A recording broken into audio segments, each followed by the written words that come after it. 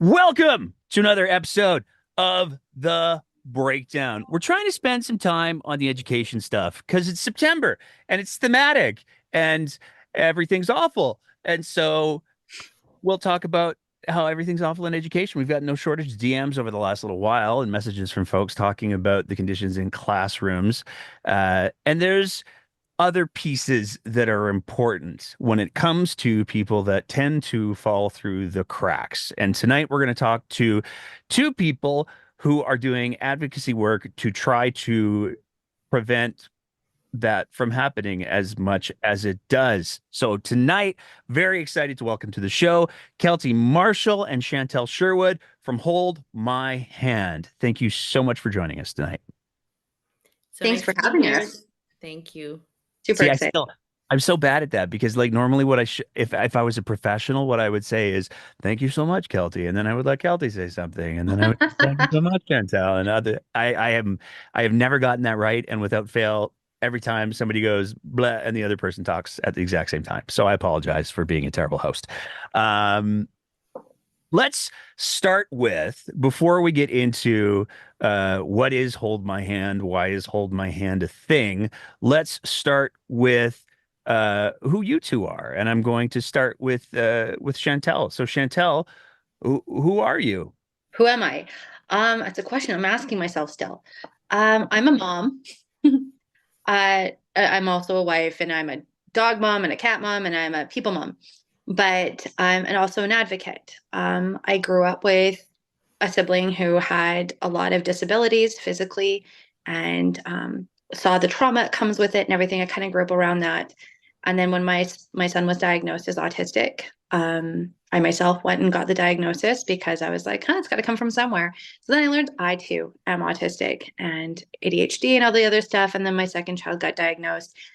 And I started to really see how alone I was in all of this. So I became an advocate. That is the long short of it all, is that it's a tough system. It is a tough place to navigate here in Alberta. And I just wanted to be part of not having any other parent have to do this alone. Okay.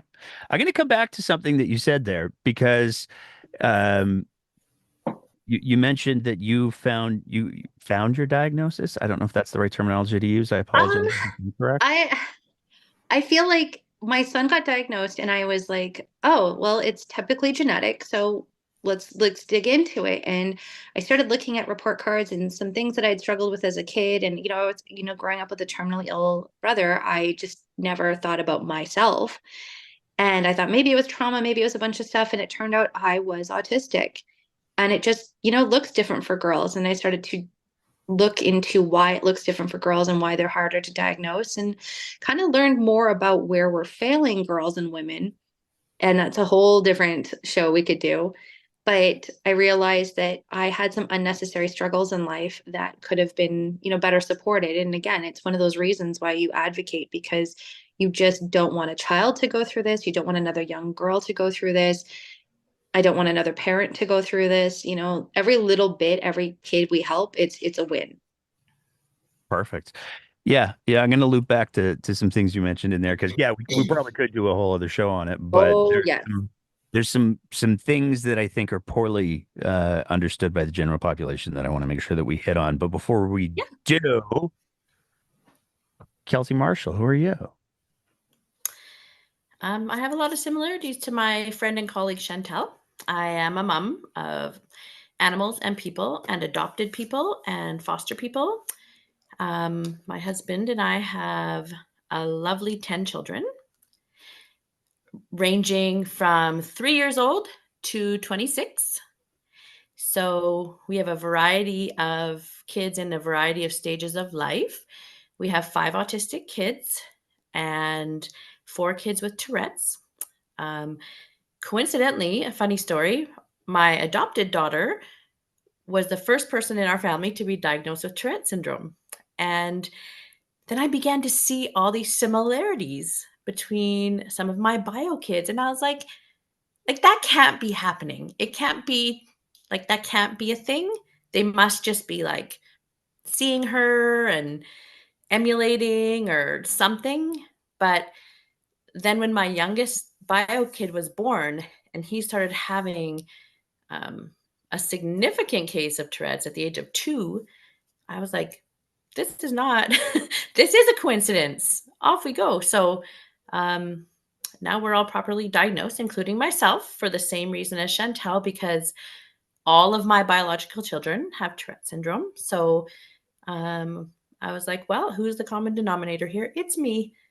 And so then I found out that a lot of the things that I'd been through as a young person um, were because I have Tourette syndrome.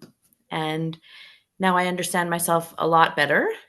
And it actually, I'm still on that journey because I haven't had a lifetime to figure it out. I was diagnosed at the age of 43. So 10 kids. Dang, you're Wait brave. for that reaction. I've got my we, hands full with 2. you know what? We have our hearts full. And what we tell people is that we are never going to be lonely when we're old. There you go. I mean, that's a hell of a retirement plan. We just tell the kids we're coming to your basement, then your basement, then your basement. So, I mean, wow. I could spend so much time just unpacking your introductions for the two of you, but we're here to talk about something, so I want to get to the something. Um, what is Hold My Hand, and how did it get to be a thing? And whoever got to hold my hand first gets to answer that question first. Oh, that would be me, but it wasn't hold my hand yet. Okay. I started with some advocacy. I was one of the parents that initially helped with removing seclusion rooms here from Alberta schools. So I was part of that process. And then part of removing some stuff from the FSCD manual regarding parent training. So we were not going to force parents to be occupational therapists, speech pathologists, and all of that. After that all ended, UCP came in and overturned that and put the seclusion rooms back in. And I, at that time, was in contact with Marie Renault. And we had done some media events with her and with Christina Gray and Sarah Hoffman. And it wasn't going anywhere and it wasn't going well. And I talked to Marie and I said, I'm feeling defeated. And she said, I think you're going to have to gather a bunch of moms and caregivers and do something because it's your voices that'll matter. And so I sat there. My son had just been diagnosed diabetic. And I was in the throes of multiple diagnoses for both my kids. And I thought, I am scared, but I have a good support team. And a lot of moms I keep talking to do not. And the only way we're going to get through this is if we're all kind of having that same voice, and we're going to need hundreds of us. So I created something. I can't even remember the name of it anymore. It's been since, like I said, the second month of COVID. But It was a long name. it was long, but everybody voted on it. What the heck? But I went through a few different admin and a few different people, and I finally came through with the original team, which was Kelty here, Sarah, who just recently stepped down to do some other work, and we're really glad for the work she's working on right now. That's a different topic as well. And then Nancy, of course, Kirkpatrick was with us as well for a period of time for about the first 2 years. And it's just us two right now. We're switching some things around, but what we're based around is what it started. It was the cuts to Puff, the cuts to our kids in school, the lack of support during COVID. They cut our EAs. They cut 26,000 EAs through Alberta, and so not only were our kids like not in school, but our kids had no support.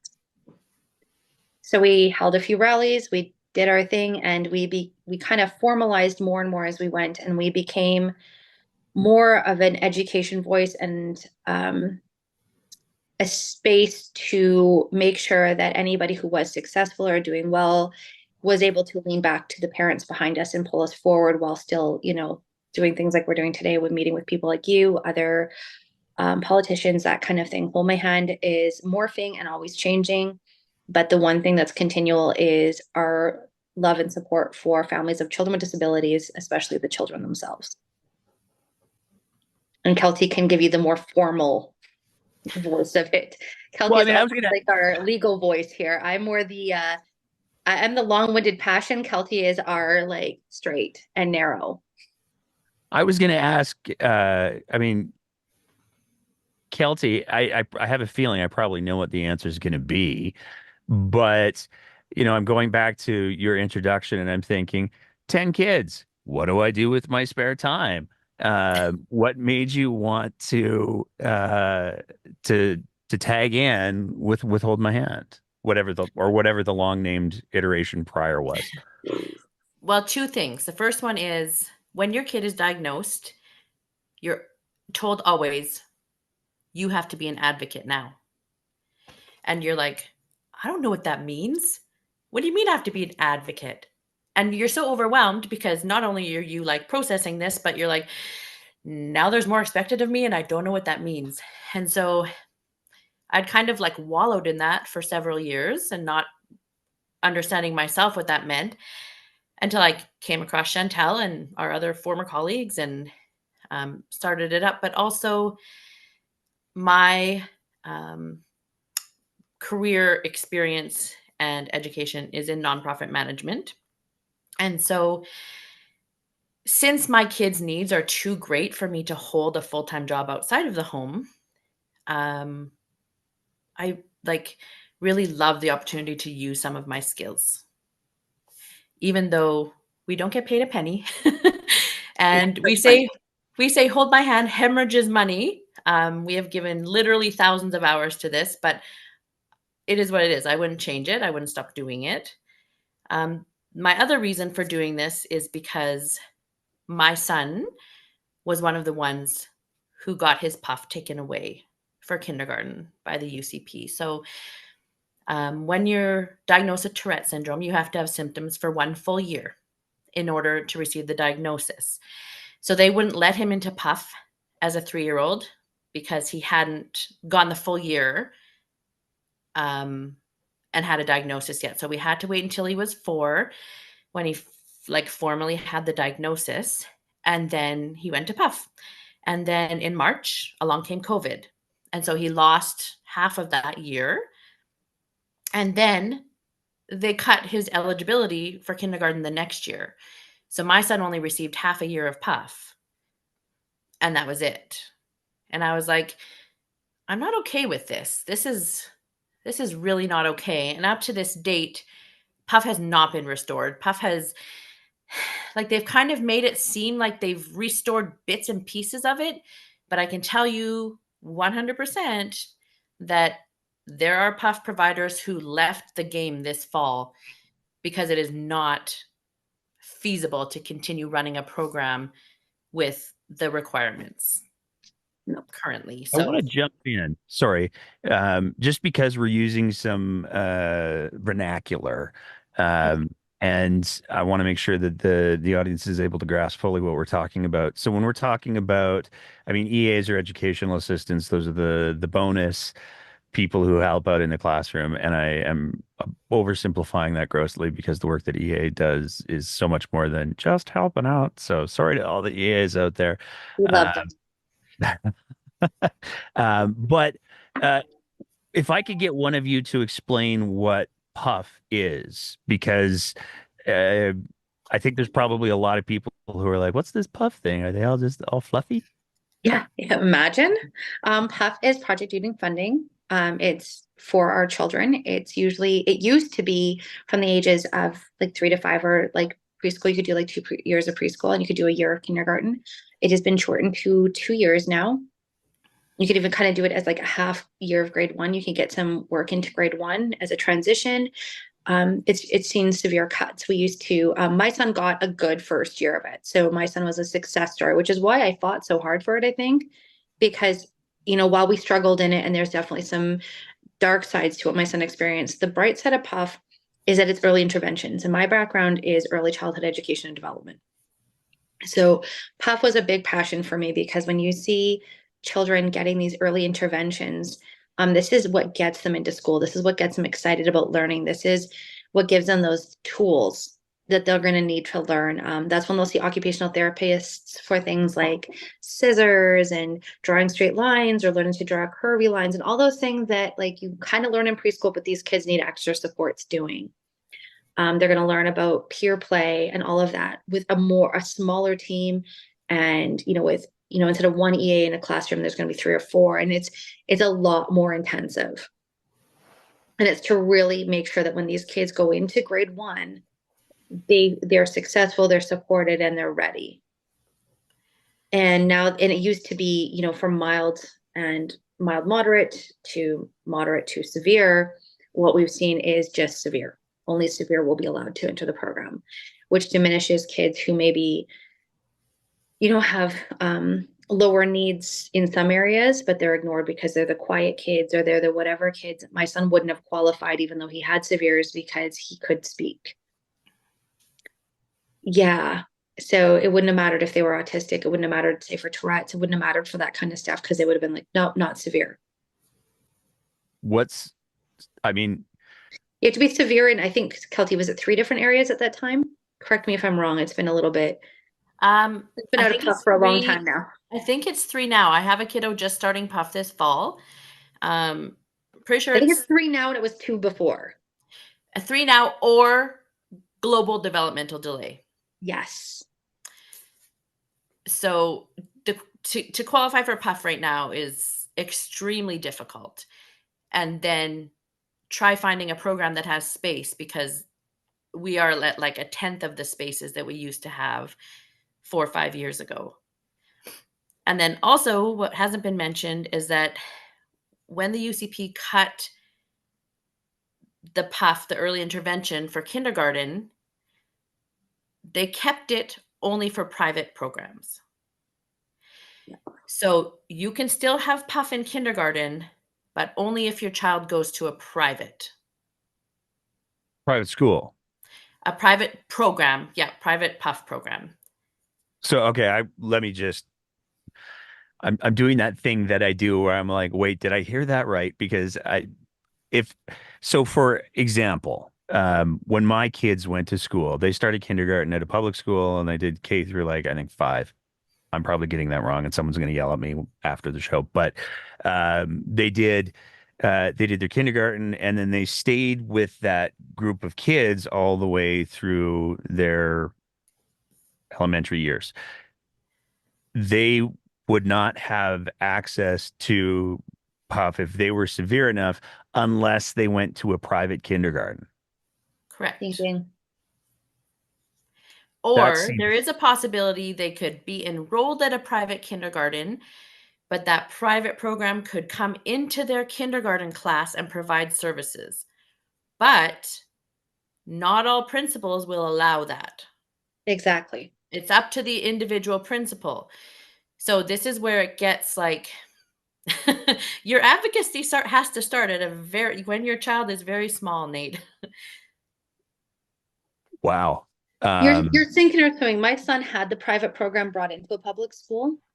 So we didn't pay out of pocket, just to be very clear about that. This was when his first year we paid for him to be in a preschool program. So we paid for the program because he couldn't be part of the public program. But if we paid for him to be in and we hired our own puff with that same funding the government provides, so same money, we just had to decide how to use it, then we could go through this route. So we hired an organization here in Edmonton because they had a nurse. My son is brittle diabetic, so we needed a nurse on top of his other needs. He had trauma from the hospital, medical trauma and other things, so we needed a full team. And he qualified for that because of the medical trauma, and it was severe, and he had language delays. But we had to really have to know how to work the system to make this work. And this is where the problems come in. If I did this alone, if I advocated alone, and Kelty's the same, our kids would probably be okay. We know what we're doing. We've had to learn to work the system because of the different jobs we've had, because of the opportunities we've had. We understand that. We understood this. So when we signed up for Hold My Hand, when we do what we do, It is because we know how many kids would be failed if we didn't. And it's not to put on a superhero cape. It's not to put on anything. It's understanding that we have a privilege and you can either walk away from it or you can be part of a better solution because this ain't it. And I shouldn't have to know all the ins and outs and how to work a system to get my child supports. And when I saw how many kids were being failed because their parents didn't understand the language barriers, cultural barriers, all of those things, you see how many families are getting left behind. If you do nothing, you're kind of just as bad as the rest of them.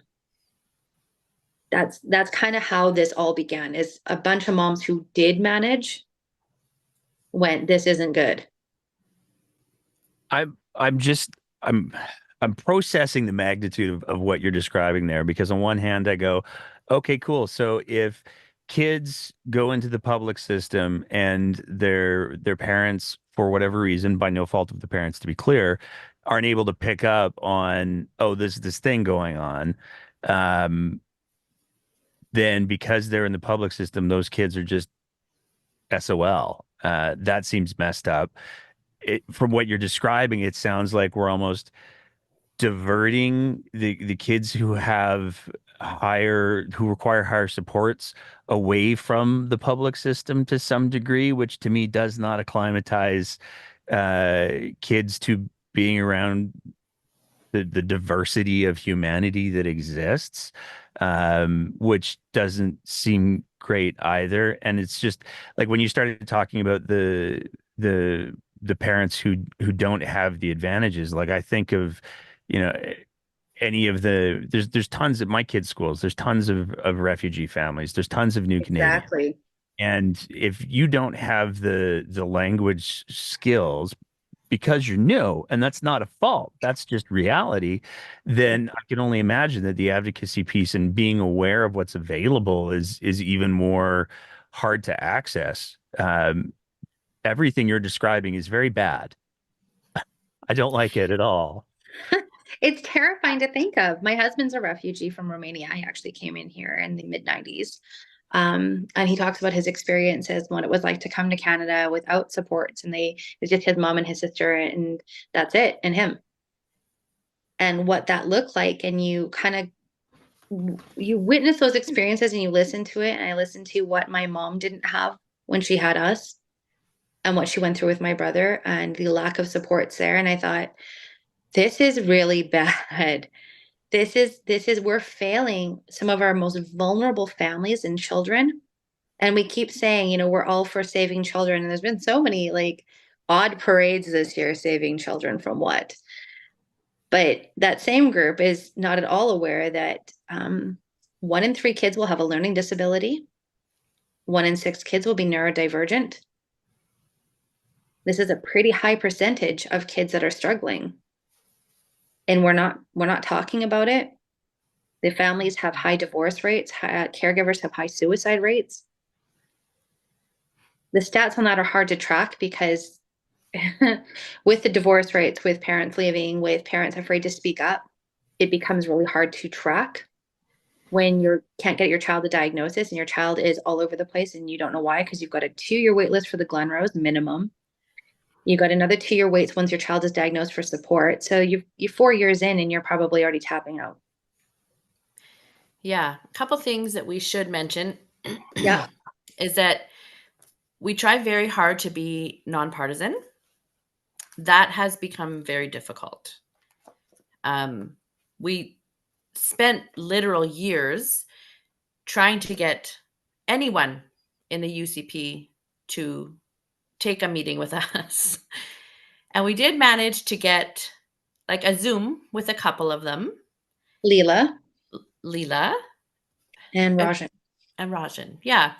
So, not to say that nobody ever did, but um, nothing ever came of it, right?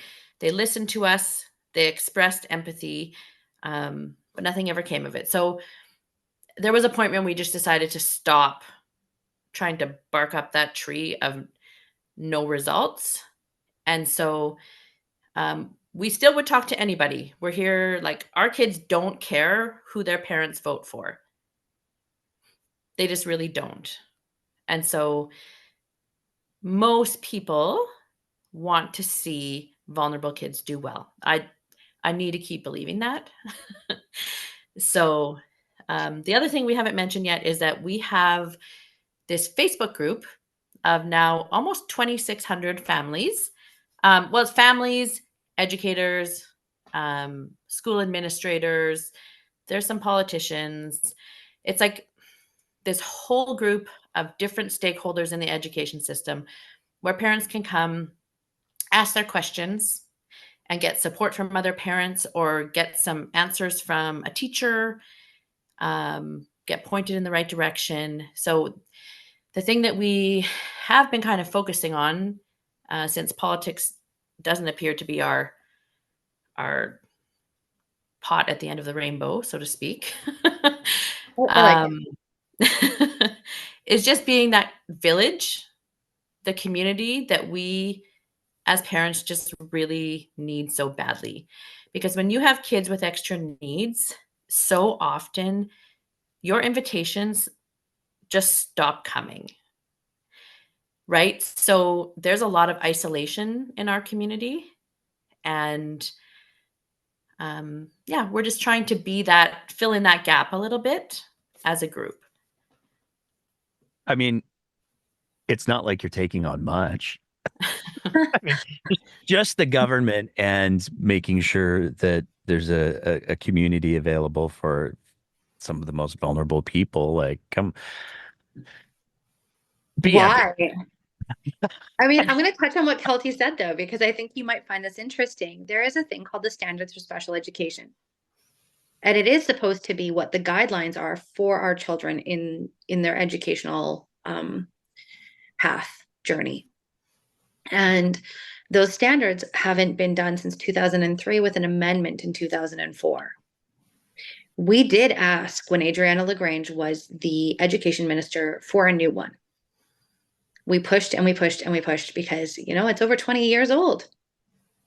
What are we going to do? Because the information we know is outdated. What we've learned about these kids is constantly changing.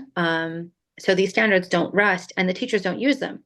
Well, the problem is when the teachers don't use them is that is a tool that parents are supposed to be using as well to advocate for their child. How can we advocate with a tool that's outdated? How can teachers advocate for our children with a tool that's outdated? And again, it's one of those things where we're going, okay, so nobody on either side is going to talk about this. We're not going to talk about the fact that this is like a necessary thing. We're not going to bring this up. We're going to all pretend. Okay, fine. Adriana went, yeah, no, I'm going to make a new one. And she did contact a bunch of stakeholders that weren't really stakeholders for our kids. Maybe I think Inclusion Alberta was, I think, one of the only ones. So one of our colleagues went and called every single stakeholder on the list. And it was an extensive list. And there's a lot of NDAs. And then we got media involved. And actually, if you were to look it up, Hold My Hand and Standards for Special Education, you'll see all the media involved in this one. She lied. And it never came to fruition. And I think that was 2.5, 3 years ago, Kelty, if I'm wrong. It's been a blur. 2.5, I think. Yeah. 2.5 years. And we were told that was coming and it never came.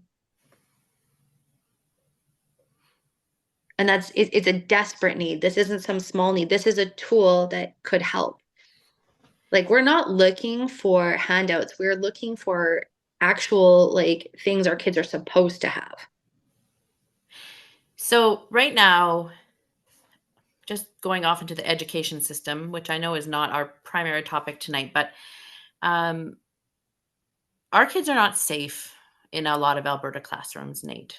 Like, the severe lack of funding in supports for our children right now is making our children, but also your children, potentially unsafe in school.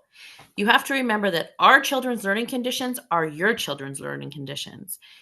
Teaching conditions, we hear a lot from the teachers about how their teaching conditions are terrible and lots of them are leaving, and I don't blame them for 1 second, but those are our kids' learning conditions. We hear from parents several times a week. My child is only welcome in school for half the day. because that's all they can support them. Like, our kids are literally being pushed out of Alberta schools because there are no supports available for them and the system cannot handle them. Wow, there's so much to unpack there. I mean, hearing you say that, that sounds to me to be the most backwards way to approach the problem. Because if you've got kids that are lacking supports, and because the appropriate supports aren't in place, they're, and again, I'm trying to find ways to put the words together that makes it clear that it's not a fault of the kids that they're disruptive, and I'm air quoting the hell out of that for the audio listeners. But it's no fault of those kids that the learning environment is not the learning environment that they require. That is a fault of the system that has failed them. And to say to those kids, "Hey, sorry, we can't do that for you. So the rest of the herd will run on quickly and we'll leave you for the societal wolves," or whatever, is just, I mean, I was thinking about this earlier today because I was trying to get ready for this conversation because I knew it was going to be absolutely miserable. Ouch. I mean, Dang. I mean, the subject matter, not the conversation. Totally. Yeah. But the line that I keep coming back to over and over and over again is the measure of any society is how they treat their weak and their infirm and their elderly. And um I'm not comfortable with the characterization of like neurodivergent kids or kids with additional requirements being considered as weak or infirm, but it's an old quote, so what are you going to do? Um, but we are unquestionably failing vulnerable kids in this province, and there's no there's nowhere to go. I mean, that's the reality. There's no, well, let me just play with the statistics a little bit. We're failing kids. We're failing vulnerable kids. And that's one of the reasons why I'm glad that we're having this, excuse me, this conversation with you, because there's this um I think there's a perception that exists that, well, it's not my kids, or it's not happening to me. And if you're comfortable with kids being left behind in any capacity, um, well, I guess we just discovered how Americans are able to wash their hands of school shootings, because any kid getting left behind should be unacceptable to all of us. Like, that's just a no-brainer to me. So it's You incredibly. you just named the reason that they continually get away with cutting from our kids first. Because it's not just the UCP. I'd love to blame them for everything. We really would. But it isn't just them. When we look at the school board meetings, which we sit through all the time, and we look at the decision-making processes, and we look at things like SROs being put back in schools, we look at seclusion rooms and restraints and nonviolent crisis intervention, which is NVCI, being used in schools versus, regulation, co-regulating strategies, all of those things. And the ableism in education and the ableism that comes from that top down. Not going to call it any superintendents, but if you know, you know. They've made it very clear that they believe that our kids are lucky to be in school, are lucky to be there. They're fortunate enough to be welcomed there. And I find that appalling that that comes from our educators. I speak every year at Concordia. My daughter actually is going to become a teacher. I have a daughter in university. She's 21.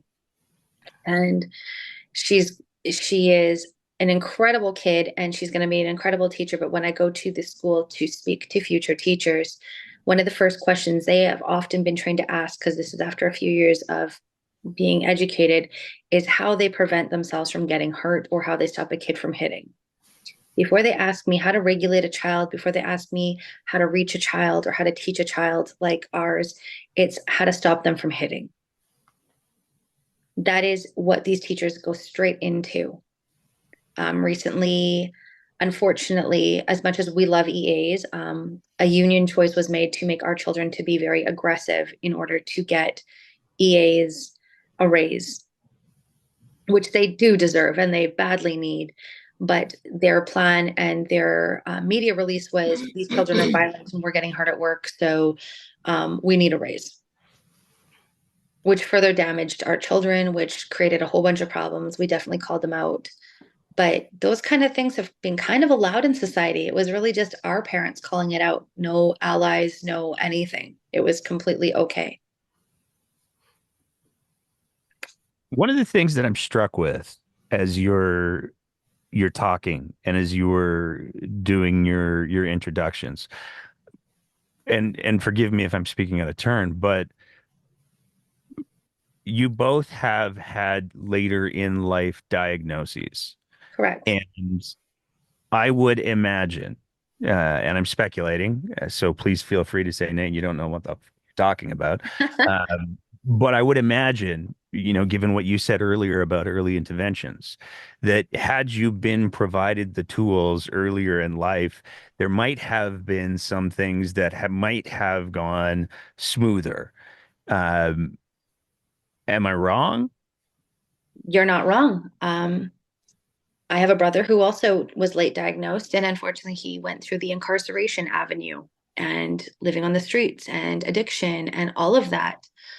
Personally, mine was more, um, and I'm going to be frank because I think it's a discussion we need to have, and the stats are high.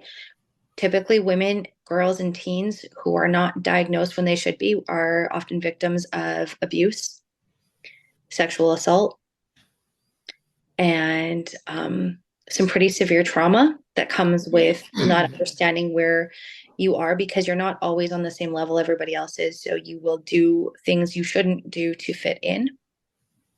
You will accept things in your life that you shouldn't to fit in. So I see some pretty sad statistics when it comes to girls being late diagnosed. And I would say like 90% of the women that I have talked to have been sexually assaulted, have experienced sexual trauma, violence in relationships, abuse, because you don't know what to do when certain situations happen and you're not prepared. And there's a lot that comes with it, Nate, unfortunately. just because I want to like really reinforce what Chantel is saying and the truth of it. Um, I'm saying this with permission. I have an autistic daughter who was raped at a high school in Edmonton. She is not able to give informed consent. And the school was not able to provide the supervision and the support that she needed to be kept safe. And so we had to remove her from school. That is where we are at. And I know that my daughter's story is an outlier. I pray to God it's an outlier. Um, but that is where we're at. So our kids, it's it feels like it's every kid on their own once they get to high school. Like education professionals are beyond doing their best. I believe that with my full heart. I know many of them. I love them so much. I support them. But this is where we are at for our disabled kids. And for us,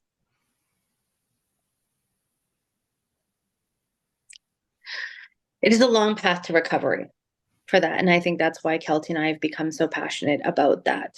That is a bit of a side thing for Kelty and I, is making sure that the DSM and things like that are discussed when it comes to diagnosing girls. It is much harder to be diagnosed, but because we do understand the trauma behind it, um, we don't want to see anybody else go through this.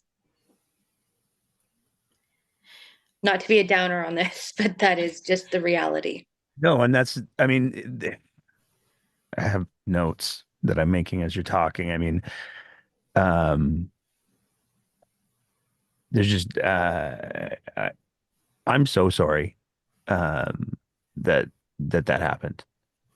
I just, I have to acknowledge that because I can't use any of the words that I want to use right now without getting myself into all kinds of trouble, I'm sure. But the the fact that that can happen in a school when schools are supposed to be safe spaces, they're supposed to be cathedrals of learning, they're supposed to be where kids get to learn how to function in the real world. That's just so heartbreaking to hear. Um, and I mean, huge props to you for being willing to share the story. Huge props to your daughter for allowing you to share the story, because there's a tremendous amount of bravery there that needs to be acknowledged. It There is hope, well, if that yeah, helps it. this is There's hope. There is a how do I put it? There is hope because we know that there are ways to make this not a reality. It's just going to require people to listen. It's going to require people to invest, right? Because we can dwell on all of the things that have hurt and have sucked. We could. But the reason we tell our stories and the reason we do this is to build on that hope because I want to have more than hope. I want answers. well, it sounds like if I can jump in, sorry. Yeah, The answers seem to be pretty clear. I mean, the early interventions work. Funding the things appropriately works. Making sure that the classrooms are safe spaces works. So it's not like we're hit by a brand new brand of COVID or whatever, and everybody's going, ah, crap, what do we do? The roadmap seems to be fairly available. And this is where I think that the whole situation gets to be particularly infuriating and quite frankly offensive, is that the thing that is missing, and if I'm wrong, tell me, the thing that's missing appears to be just political will. And whether or not it's the politicians who lack the moral and ethical fiber to say, no, we're going to fix this, or it's the people who are not showing up at politicians' fancy events and saying, "Hey, we got a problem here." The combination of those two things allows this to persist, and that seems to be the only, like, am I wrong? you're right. But Yeah. this is where the Baya and Kelty, and I know Kelty's going to step in a second, so I'm just like, oh, Darren. Um, what happens, like Kelty said before, is your child gets diagnosed. Okay, so I'm going to start from step because there's a reason for this. Your child gets diagnosed once you do, so you have to do these early supports if your child shows signs early, and this is just this part of it. So say you've got a 2 or 3 year old that's had a regression, and I'm going to speak on the autism lens because everybody's going to have different lenses. For the autism lens, you've done early interventions through AHS. Say you've got your speech and language and all of that. That's been cut, by the way, so this is not the same program anymore. Yeah. So you're lucky if you can get a speech pathologist, but you have to kind of go all the way to the north side of Edmonton. They only have 2 offices when they used to have one on each side of the city. There's only 2 offices now, and you have to go to them. They no longer come to your home. So if you're new to Canada, if you're a refugee, if you're all this, you don't know this, you're hooped. So you need to go and get referrals. So you need to have a pediatrician. Good luck. It's Alberta. Again, I was lucky when I got in when I did, but I know how this goes. Um, so you got to get a pediatrician. You got to get a diagnosis. You've got to go in for a hearing assessment. You've got to do all these assessments before you're even referred to the Glenrose. Then you're going to wait 2 years minimum. So then you're waiting, and if you're lucky, you'll have those supports, but those supports are only there until about 3.5 years old from AHS. So then you're flipped and you're kind of really hoping you get into the Glenrose before this, because then you won't miss too much. You'll get into PUF. This is the dream. You'll get into PUF. From those services, you'll get into this, and you'll get FSCD supports. But wait, they've just laid off a whole bunch of people from FSCD, right? So now we've got this bigger struggle. So, okay, say this all goes smoothly and you get your contract through FSCD. If you're so lucky and you don't wait 2 years for that, they're going to give you respite to start. And if you're lucky enough, because the new thing is to give you respite and community aid, and respite is basically like Somebody's going to come and give you a break and watch your child for you, but they're trained to watch your child. So I don't like calling it babysitting because it is so much more than that. And it's again, like what EAs do, so much more than that. But they're going to keep your child safe so you can have a bit of a break because what we do is hard. However, if your child doesn't accept that kind of stuff, especially in the early years, because most of them won't, this isn't really great. But what UCP has done is said, hey, we're going to allow a bunch of workers to give everybody a bunch of hours. And it's going to look like they're getting a contract, but wait, you're not. So now you're hopeful that you have gotten through to FSCD because you've gotten respite. So that must mean you're getting supports.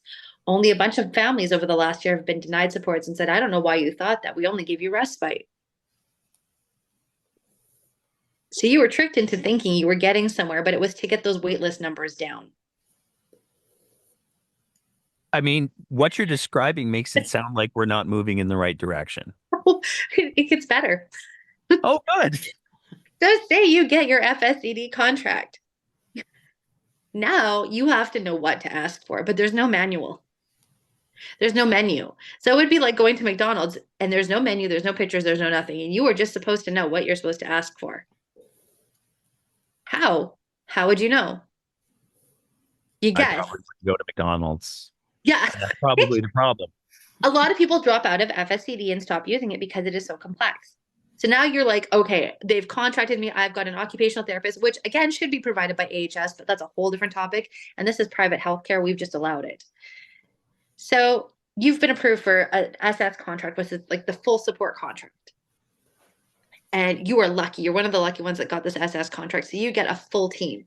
So you're gonna get the full shebang, which is what my son did get. So now you've got to go hire people.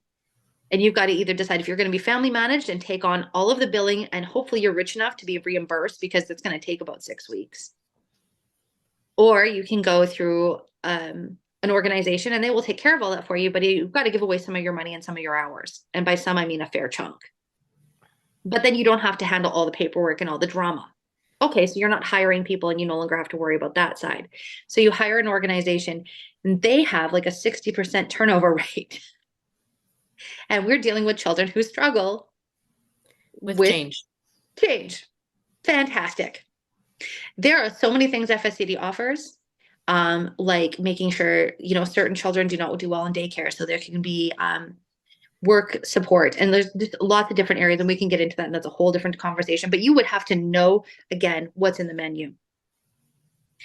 And nobody knows what's in the menu, right? That's all hush hush. So then when your workers don't do what they're supposed to do, you have no idea what you can say to them. You don't know how to call them out. You don't know how to handle it because it's not really for you to handle it. And you're just expected to be grateful that you have gotten this far when so many others do not. Then you deal with schools and your child is told that there is no supports in schools. There's no EAs. They're going to share an EA that's flipping between 5 classrooms. And like my child spending a ton of time in the bathroom crying it out because the bathroom is now his EA. And all the while, you are constantly having to tell everybody the worst about your child. And every year, you meet with an IEP meeting, which is the individual education or planning or program. And you've got to do the ISP, which is the individual service program, which through FSCD, that's all your service stuff. And you are every year talking to a lot of strangers about the worst of your child, all while trying to just get them support. And this is yearly. And then you're expected to smile and say, thank you. Thank you. And do it alone. Kelty, you look like you were jumping on the bit a couple of times there, so I want to make sure that I make some space for you. I just want to mention too that like if you don't find an agency to provide these services, which is common because they'll give you a list of agencies, but you can call them, and a lot of times you can go down the whole list and nobody is accepting new clients. And why are they not? It's because they can't find people to work with our kids for maybe just above minimum wage. Why would somebody go into a job that does require extra training, extra patience, extra understanding, empathy, when they could go work at Tim Hortons for the same amount of money? Right? Like, it doesn't make sense. And the UCP they'll come back and say that they gave everybody a raise. about a year and a half or 2 years ago, and they did, but it was like a tiny, tiny raise. And how much have everyone's grocery bills doubled, and their utilities and their insurance? And we all know the whole story, right? Nobody can afford to work with our kids unless they're in specific situations. So you can't find an agency to provide the services. Then you're on your own. And then you have to become a payroll person. You have to do your own payroll. You have to become an accountant at the end of the year, make sure everybody gets their T4 and square everything up. You have to account for every dollar that you've spent paying these people to FSCD.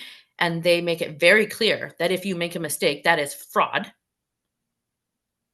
And so you live in fear of making a mistake and being called to the carpet or being called out, um, and then getting in trouble because you don't want to rock the boat because you finally got this specialized service contract for your kid. Um, this is why people walk away and say, I'll do it on my own.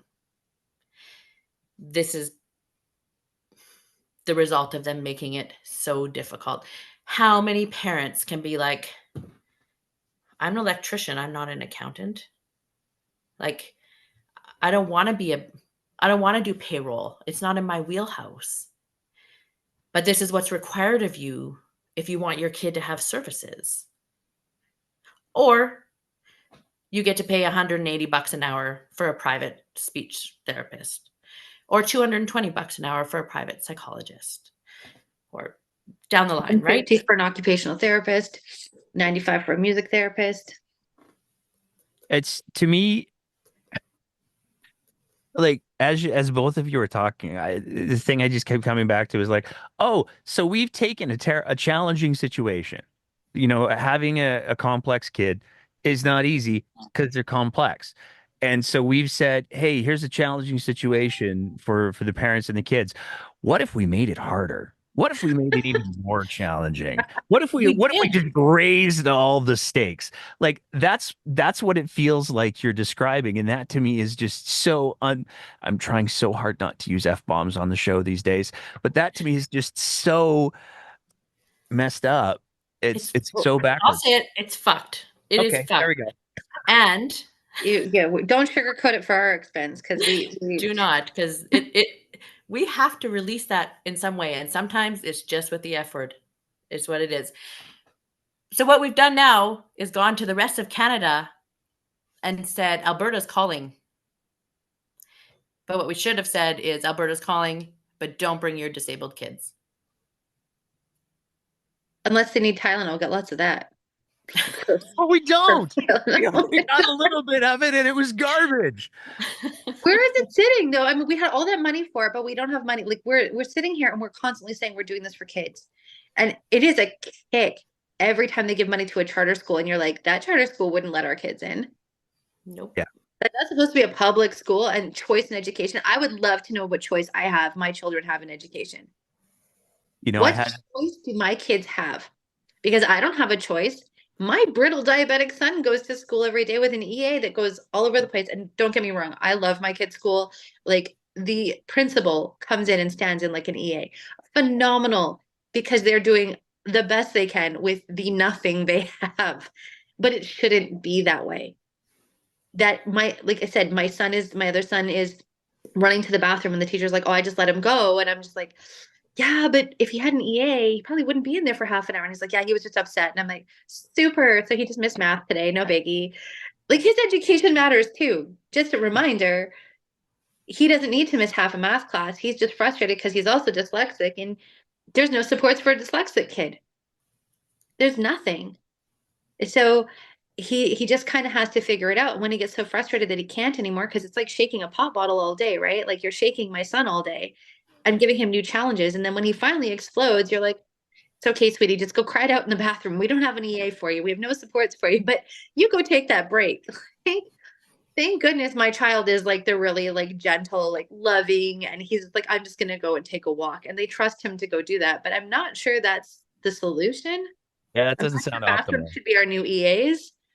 but that's where we've come to, right? Where an EA should be in every classroom. If we're going to have class sizes of 30 kids, I'm sorry, I've sat in a lot of classrooms over the last few years, and there's, 27, 28 kids average in grade 1, 2, and 3 is what we've been so far.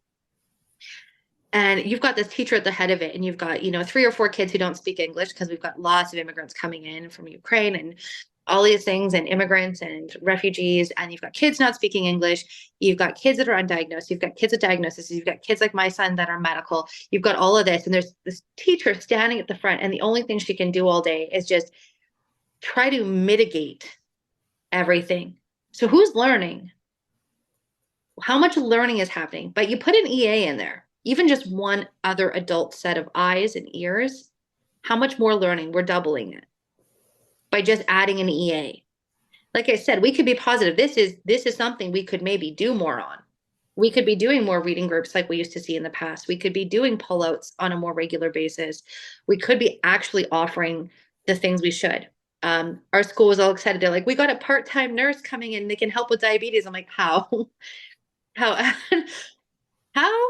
Is she going to be there when the emergency? Like, how fast can she be there? That's not doable.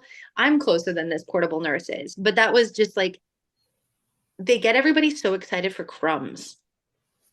That's where we've gotten. We're getting so excited for the bare minimum. Like Kelty said, the EAs or community aids and respite got a raise, and we were like, yay! And I'm like, but wait, it's like $1.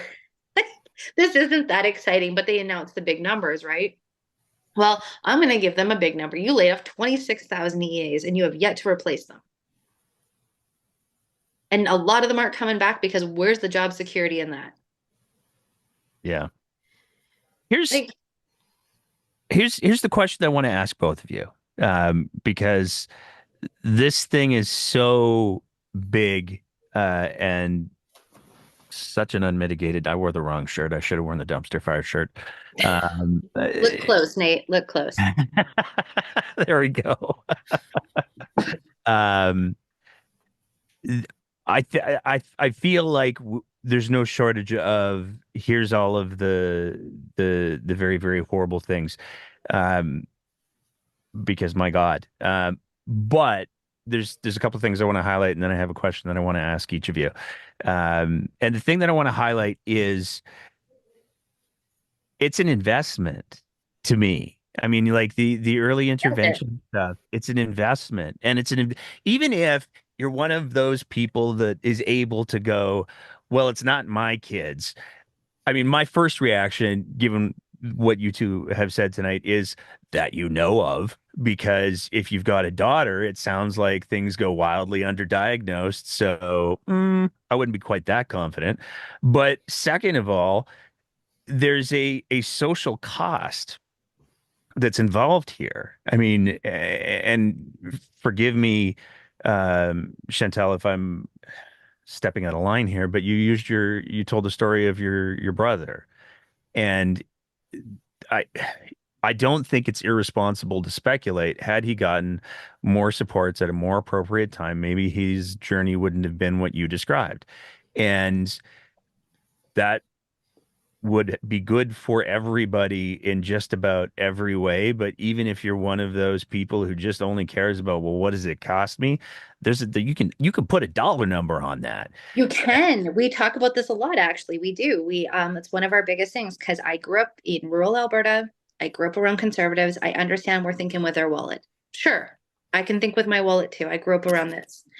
Um, my brother's stuff was of no fault to his own, and I really want to be so clear about that because he didn't steal or rob or anything like that. It was purely just wrong place, wrong time, and that is his fault for being in some ways there, but it just happens often with neurodivergent people. They just don't understand the situations that they're in.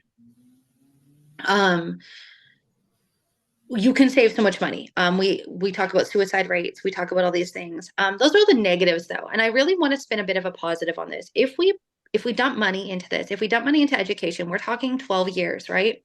So if every year we're like, we're going to give this kid occupational therapy, we're going to do all these things, we're going to invest in these kids through education, through FSCD, whatever it is, because actually those two ministries aren't allowed to cross. So it's a whole thing, and maybe that's another day. But if we were getting supports and we supported this child for like this group of years and they graduate, the chances that they're going to go off to post-secondary increase exponentially. What I did with my daughter is I got her a mid-diagnosis, I should say. She got diagnosed late teens. She's now in U of A. She's now supported. She knows how to deal with her, not U of A, she's in Concordia. Sorry, she just switched. But she's been doing all these things because she's learned how her brain works.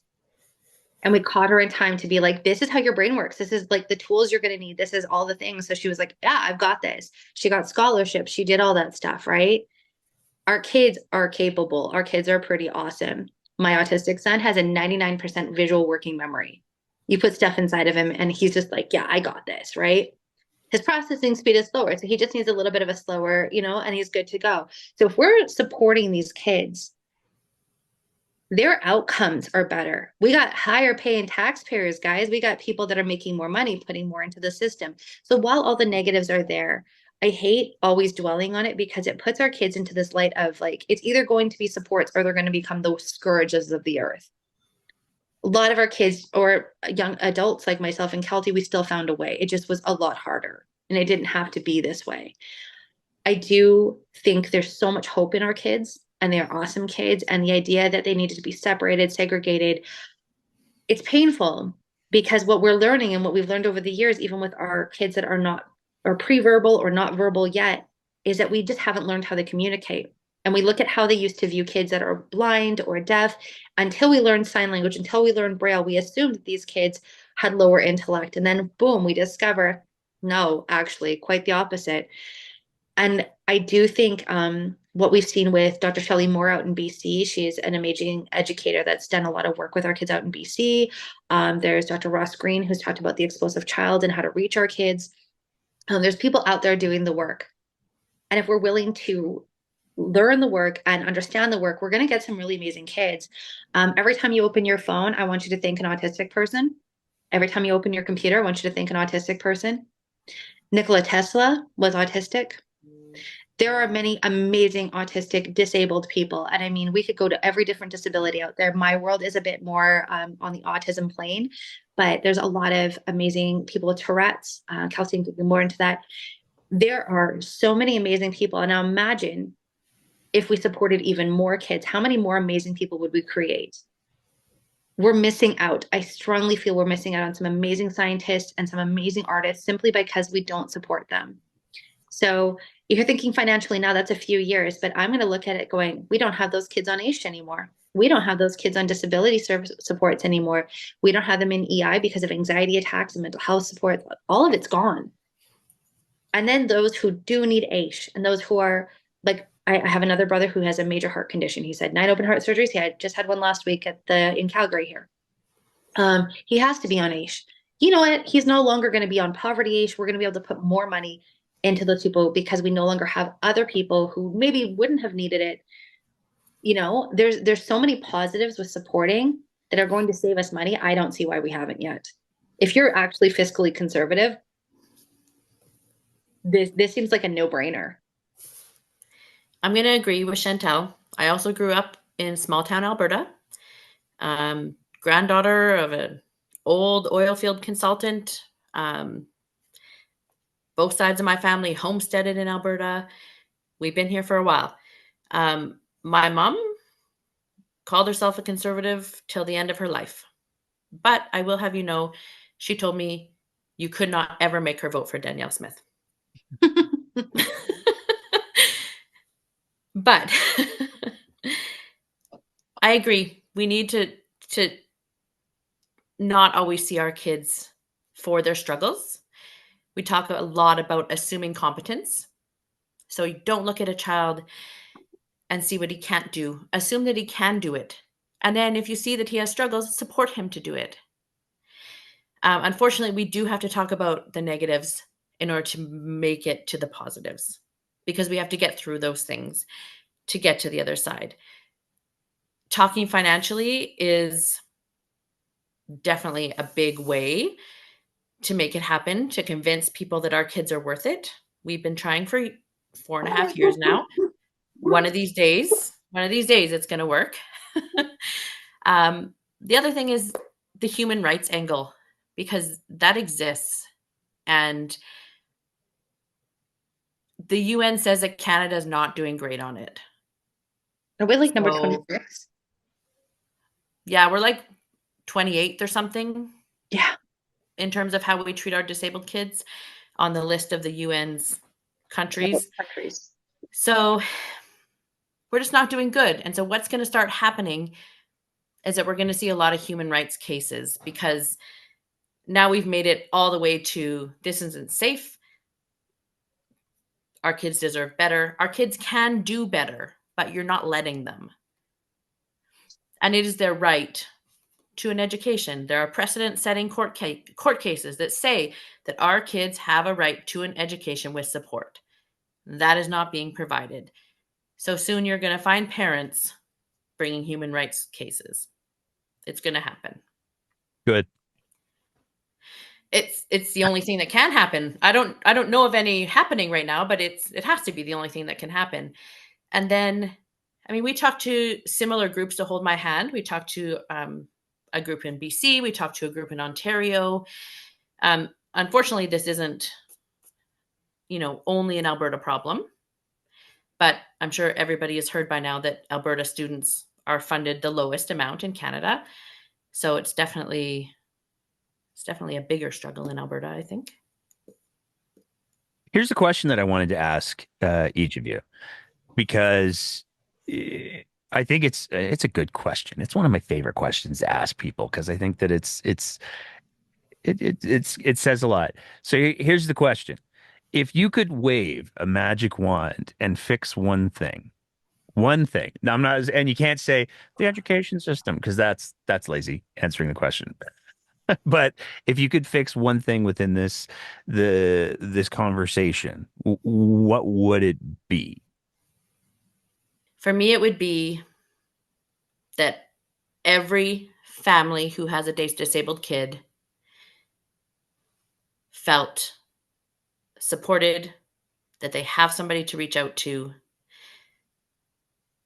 that there's somebody who can answer their questions, that there's somebody they can call when they don't know what to do anymore, that they know that their kid has a path forward, and that they're not alone in trying to make that happen.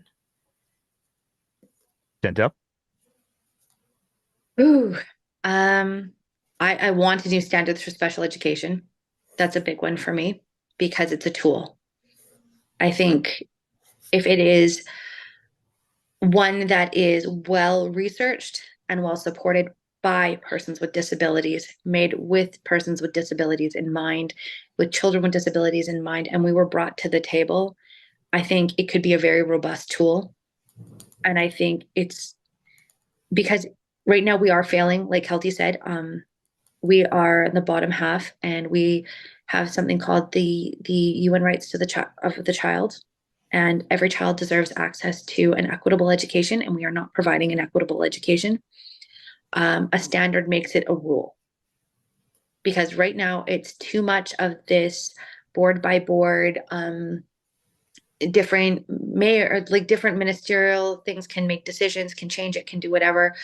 I want something hard. I want, like, this sounds bad. I want something legit. Yeah, I know. We went there. I want something in stone. I want it in writing, because one of the reasons that the NDP, when they made the seclusion rooms, they banned them. When they brought it back, it was easy to bring back because there was no hard and fast rule about this.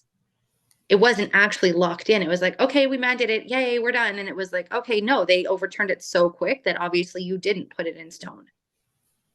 The standards of special education have to be the rule, the standard, the need for our children. And it needs to be made by our families. And when they're making decisions, when I see school boards making decisions, the other part to this is making sure that you have persons with disabilities on your board. That has to be. You cannot be making decisions for our kids when you do not know our kids. And I don't care how many classes you took on our kids, until you actually raise our kids, until you walk our shoes, until you live in a world as a disabled person, you do not understand. So I don't want to see you making decisions for my kids. I don't trust you. I don't care how many books you've read. I do not trust you.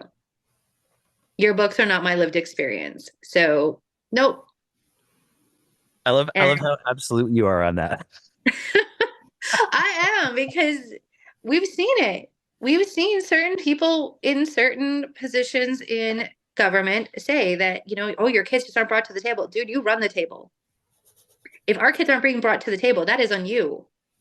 You didn't make sure. When you looked around at that table, you were like, yeah, it's inclusive, but it's not equitable. And the difference is that inclusion, you invited some people to the table, but you didn't let them speak. That's a And solid line. Ooh, that's a good line. I like that one. I saved myself from the last line. You have to cut that out. Um, the thing is that that's not equitable. And we have to. We look at, say, Edmonton Public School Board, and I use this often. They have pillars that they say they're going to follow. Equity was one of them, or it should still be. If you're claiming equity, that means my child gets what they need to get an education, which means everything, which means an EA, which means all that. And if you're not out there fighting, if I'm at your rallies, I went to the curriculum rally. I was the only one that brought up our kids. I was the only one, and all the speakers across Alberta. My own singular speech was read in different cities by different people, but it was my speech. It was hold my hands words. They didn't come up with their own. No educators mentioned our kids. Nobody mentioned our kids. So if I'm going to go to these things and I am going to help teachers, if I want to stand up for EAs, if I want to stand up for teachers, if Kelty is going to do the same thing, and I know she feels the same way, if we're going to do that and we're going to fight for you to have great teaching experiences and all of that, I need you to make sure that my child has great learning experiences.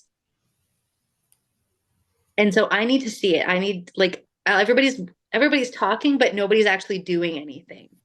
And when I see all of these, like, we're here for the kids, we're here for the kids, why don't you bring up my kids? Why don't you bring up our community? We have a very big community. We are voters too. And we're not too tired to vote. I know the idea and the goal is to make us so tired we don't do anything. And I've met those days, but I'm not too tired. And I will make sure that every parent who feels too tired has another parent to lean on, so they're not. Well, and this is where I wanted to try to put a bow on things because it's been quite the roller coaster of an episode. But uh, Kelty, I want to say from what you've described, and certainly from the fire that Chantel just brought there, I think you're well on your way to getting what your magic wand was, because the fact that you said at the very beginning, the hold my hand kind of transitioned, less emphasis on the politics because it turns out that some politicians are maybe not acting in the best of faith. And more to building the community. That is such a critically important part. And you better believe that if you send me the link for the Facebook group, we'll make sure that it's in the show notes, because the idea that any parent would be having to navigate this stuff on their own is just unacceptable. All of this is unacceptable, but that's tangible, and that's a thing that you all are doing. So huge respect, and Thank you. thank you for. I just host a show. You're doing the work. It's still work getting our voices out there, and we really appreciate that because it means that we reach more families. But it also means maybe there's some educators or some specialists out there who also want to come in and say, like, we want to help you with this work, which we desperately need. So that is our little plea, is that if you are feeling brave enough to, help some of our families, that would be so appreciated, because it is really just the two of us right now. So here's the plug. Where do people find you? If somebody, if there's a speech pathologist who's listening to the show right now, and they're going, "Hey, I have some free time," where do they find you? If there's a parent who is trying, like, holy hell, there's a community, I'd like to be a part of that. Where do they find you? All of the links and the things go. So we're on Facebook. You just have to search Hold My Hand AB. Look for the blue one though, not the other one, because there's a blue. For the group, not the page. Our page Yeah. is kind of exists, but it's not active, but the group is very active. Also, we have email holdmyhandab@gmail.com. Twitter. And you'll reach both of us there. We're on X, hold my It's hand still up. Twitter. It's I still Twitter. refuse. I refuse. Twitter is more our call out, and when we do politically do anything. So if you are looking for what's happening, that's usually where we'll post what's going on. But you can definitely see what's going on there, like the FNCD layoffs. We've definitely just posted our media release there, so you can catch up on that. Facebook is really more the supports, and we do lots of things like coffee chats, those kind of things, so you can get to know people. And every now and then a politician will come in and try to talk, which is kind of nice. Do you do the Instagram?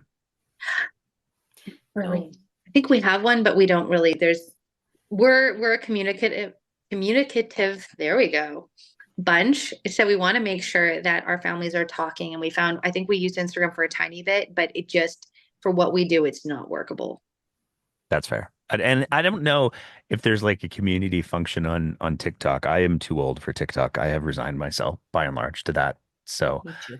um, That's see, my kids' world. No. exactly.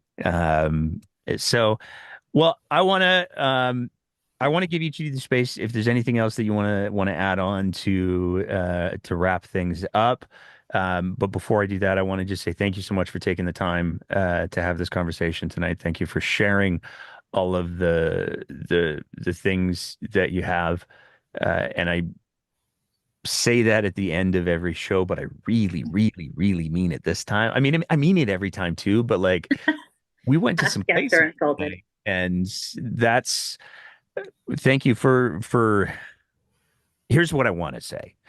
Um, Thank you for trusting our little show with everything that you've said tonight, because that is a tremendous privilege, and I don't want to not acknowledge that. So, final thoughts. I'll go to Kelty first, and then Chantel. Any other bows you want to tie on this, Kelty? Sure. So we would love to have more rural Albertans as part of Hold My Hand. Right now, most of our people are primarily based in Edmonton and some in Calgary. We have a few like scattered across the province, but we have space for a lot of more families, a lot of more educators, a lot of more support people. You are all welcome. We could use extra help, but if you don't have time, just come join our group because, sorry, I'm just blanking. Marie Renault was correct when she said the thing that's going to make the difference is a group of people who care. That's what we need, is a group of people who care. Chantel. Tapping onto Kelty, we need allies. We need people to care. Because at the end of the day, it could be you, and it could be your child, and it could be anybody that could become disabled in a blink. And we, at some point, there's a lovely friend of ours, Brad, who always says that, at some point in your life, you will be disabled. So how you treat children and adults and seniors who are vulnerable matters. So even if you're like, that's not me, that's not my problem, not my monkey, not my zoo, it could be your problem, it could be your zoo. And it's just much easier to create something that we can all exist in and cohabitate in and love each other in, versus this idea that it won't be us. Because yeah, you know what? It can be you anytime. Absolutely. So don't think you're safe from it. We're all just an inch away from being broke. We're all just an inch away from being disabled.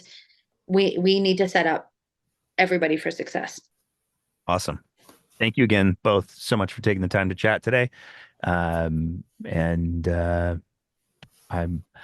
wish you both all the best, and I hope we get some politicians who don't suck. Thank you so much, Nate. We really appreciate it. Thank you for having us. This was awesome. And that's it for another episode of The Breakdown. As always, if you appreciate the kind of content that we're trying to produce here, we would love nothing more than if you thought about signing up to be one of our Patreon sponsors at www.patreon.com/thebreakdownab, where for just the price of a fancy cup of coffee a month, you can help us continue to produce this kind of content. Whether you're listening to the audio version of the podcast, in which case, maybe leave a review and a rating, or whether you're watching it on one of our streaming platforms, we want to say a big thank you to everybody who is part of the Breakdown's audience. And as always, take care of each other and keep the conversation going.